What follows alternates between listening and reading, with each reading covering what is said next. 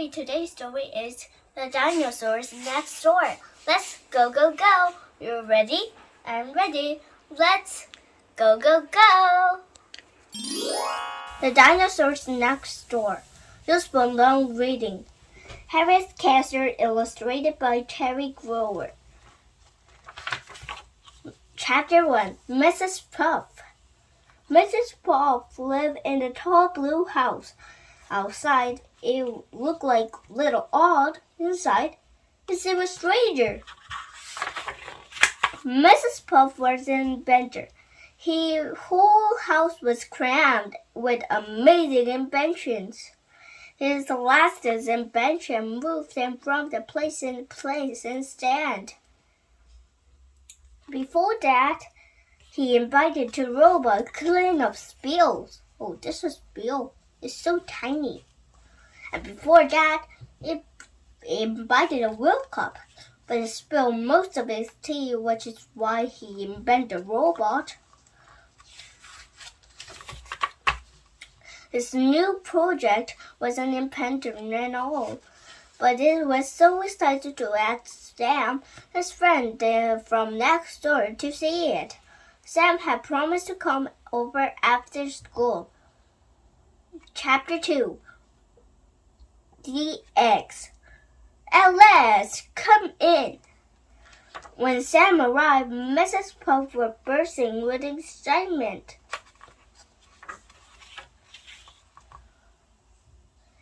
He leaves Sam in study and dived under the table. They have to be keeping the dog on the last moment.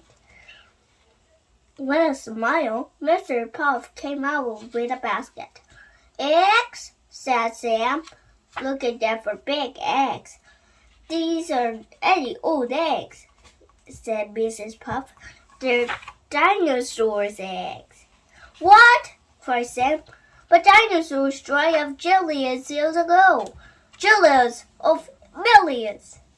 How? Where? Mrs. Puff looked mysterious. Oh, they were paid for more invention, he said. Just then, the blue spotted egg began to jiggle and jump and bump in the basket. A crack appeared, zigzagging along the shell, then another, and another, until finally a little green head burst out. Wow, said Sam. The creature stared at Sam. Sam started back. It's unbelievable. It's fantastic. But it's a dinosaur, said Sam. What is possible? And it looked like a dinosaur. As they watched, the other eggs began to jiggle and jump and bump in the basket. The shell shattered. The eggs had hatched. The baby dinosaurs were very lively. They looked around making exciting squeaks. I expect they're hungry, said Mrs. Puff. What do dinosaurs eat? Let me home for my dinosaur book. Sam sat rested. Soon he was back. Dinosaurs. Some dinosaurs eat meat, some eat plants. This dinosaur ate plants. This dinosaur ate meat. That one looks like ours, said Sam. He pointed to a blue dinosaur with legs spiked. This. Laptop. That one is meat then, said Mrs. Puff. But some dinosaurs only eat plants. They were one short of dinosaurs the world's were. Sam put on a large plate of cat food and a large plate of salad, just in case. It's my dinner time too, said Sam. I have to go, but I'll be back. I must be one person with dinosaurs next door. Chapter 3. Bigger and bigger.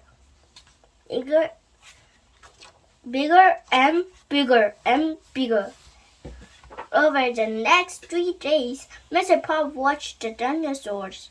He watched them grow and grow. By day 4, he had to invent an extra long ruler to measure them all. At the 5th day, he was worried. They're getting furious. They just keep growing, he told Sam. Can you buy something to stop them? Sam asked. That's it, Sam cried Mrs. Puff. She ran to the dark, dusty attic. Shoo! And came back with a silver box and wheels. A yellow hose and clock was staying on top. What is it? Asked Sam. It's my sideshow machine, Mr. Puff said proudly. It makes things shrink or grow. Perfect, said Sam. Does it work? Of course it works, said Mrs. Puff. Ready, steady, fire! Chapter 4. Kaboom! Ah, it's huge! Oh dear, said Mrs. Puff. Something must be wrong. He peered inside the machine. Ah, he said. I have my wires crossed. Try now, Sam. Sam picked up the hose. Ready, steady, fire, said Mrs. Puff. Kaboom! The dinosaur vanished. Where has it gone? Asked Mrs. Puff. Did I swing too much? Sam looked down the hose. Careful, said Mrs. Puff. I don't want to swing too. They swung one dinosaur in the kitchen, another outside, having a snack. Ready, steady, fire, said Mrs. Puff. Kaboom! But where's the last dinosaur? Just then, they heard a crash from the bedroom.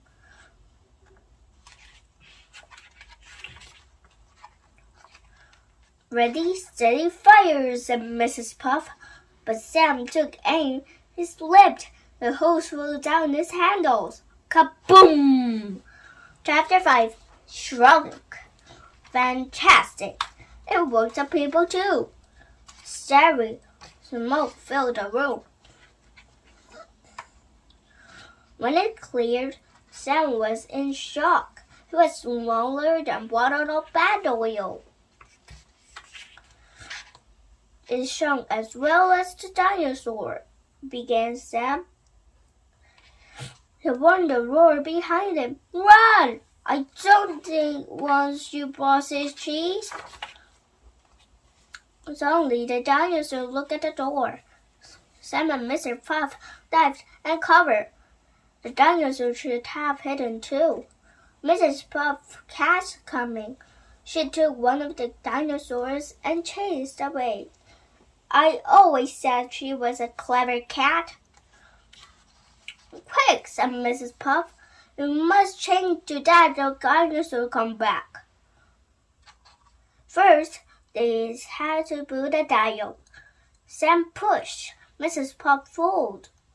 It was hard work, and they dragged the hose and exhausted into place, but now they were exhausted. Everything's hard when you were this small, said Pete. Cheer up, said Mrs. Puff. We're just having to turn it on. But they shouldn't lift it over. I hope we don't break it, said Sam. Mrs. Puff didn't have any puff to say anything. They climbed up the machine. What were they going to do? Chapter 6. Cat to the rescue. Just then, the cat jumped into the sideshow machine. The lever moved. Kaboom! Clouds of smoke filled the room. Sam as Mr. Puff started to grow and grow and grow.